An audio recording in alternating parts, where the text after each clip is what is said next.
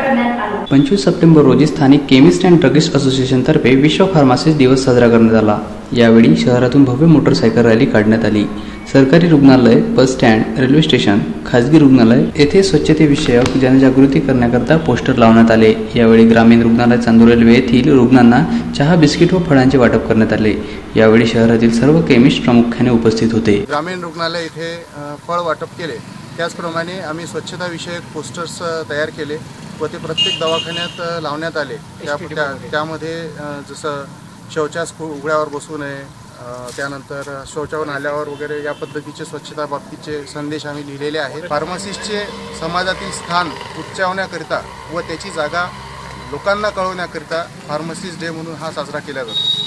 वाशिममध्ये विदर्भातील तिसरा मराठा मुकमोर्चा संपन्न। विशिष्ट ड्रेस कोड सह 8000 स्वयंसेवक ठरले विशेष आकर्षण। कोपर्डीच्या घटनेतील नराधमांना फासावर लटकविण्यात यावे, मराठा आरक्षणाचा रखडलेला गुंता तात्काळ सोडवावा, शेतकऱ्यांचा 7/12 कोरा करावा व अॅट्रॉसिटीचा गैरवापर रोखण्यासाठी कायद्यात सुधारणा करावी या प्रमुख मागण्यांसाठी संपूर्ण महाराष्ट्रभर गाजत असलेला मराठा मुकमोर्चाचा तिसरा टप्पा वाशिम येथे पार पडला। इतर मोर्चाप्रमाणे शिस्तबद्धता व शांतता या मोर्चाचे आकर्षण होते। मोर्चेकरांसाठी ठिकठिकाणी पाण्याची व्यवस्था करण्यात आली होती। तसेच विशिष्ट ड्रेस कोड मध्ये 8000 स्वयंसेवक मोर्चाचे आकर्षक ठरले। गुणवंताची बुद्धिमत्तेवर त्यांना म्हणजे कोणत्याही जातीचा असो, कोणत्याही समाजाचा असो, बुद्धिमत्तेवर त्यांना आपण सर्व याच्यामध्ये नोकरीमध्ये कशामध्येही असा त्यांना हे आरक्षण द्यावं अशी माझी विनंती आहे। तिवसा तालुक्यात बरसला परतीचा पाऊस, सोयाबीनसह अन्य पिके धोक्यात। जिल्ह्यात परतीच्या पावसाने बळीराजा चिंतेत पडला आहे। सोयाबीनचे पीक काढणीवर येत असताना अचानक परतीच्या पाण्याने जोर बरसू लागला आहे। त्यामुळे हाताला आलेले सोयाबीन पिकाचे नुकसान होण्याची भीती बळीराजामध्ये निर्माण झाली आहे।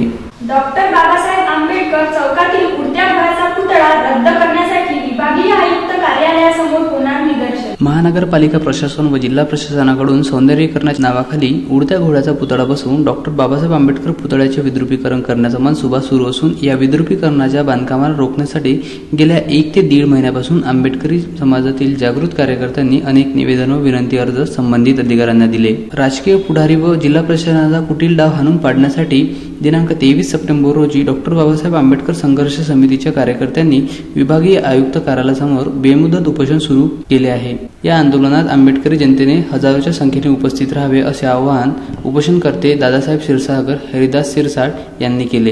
या ठिकाणी आमरण उपोषण सुरू केलेलं आहे आणि काही प्रश्न या ठिकाणी मला उपस्थित करावे वाटतात की काही लोकप्रतिनिधी अमरावती मधील जो डॉक्टर बाबासाहेब आंबेडकरांचा जो चौक आहे, जो ज्या ठिकाणी बाबासाहेबांचा पुतळा आहे आणि बाजूला शहीद भगतसिंगचा जो त्या ठिकाणी क्रांतीस्तंभ आहे, त्या ठिकाणी हा पुतळा त्या ठिकाणी उभा करण्याचा काही जातीयवादी मंडळी एक प्रकारचं षडयंत्र करत आहेत।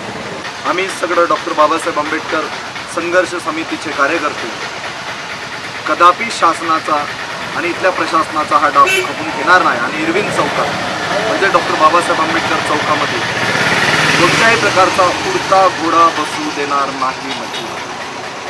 जो राजकारणी यामध्ये षडयंत्र रचत असेल त्याला मात्र येत्या इलेक्शनमध्ये राजकारणामध्ये विधानसभेमध्ये लोकसभेमध्ये आम्ही त्यांना पुढे लावल्याशिवाय राहणार नाही एवढंच या ठिकाणी।